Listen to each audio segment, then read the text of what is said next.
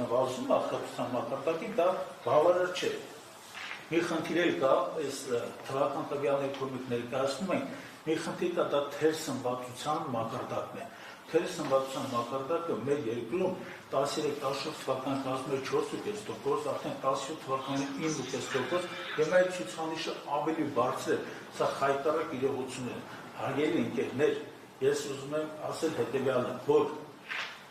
սրանք թվեր են ընդհանրապես, բայց սրանք թվեր են անտարբերության մասին, սա ուրացման մասին թվեր են, եւ այն քաղաքական վարչախումբը, որ Հայաստանում ներկայումս աշխատում է, նա մեր 502,000 թոշակ եւ նպաստ ասող քաղաքացիներին պարզապես մոռացել է, ուրացում է եւ դա է կապված մենք հավանաբար այսօր կներկայացնենք մեր առաջարկները եւ կարծում եմ կհամոզվենք, որ մեր աշխատանքի հիմնական նպատակը մեր կենսաթոշակառու լավ պայմաններ ստեղծելն է, առողջությունը, որպեսզի այդ մարդիկ ունենան, որպեսզի հնարավորություն ունենան եւ որպեսզի ծառայությունները լիարժեք երկրում, որոնք նրանք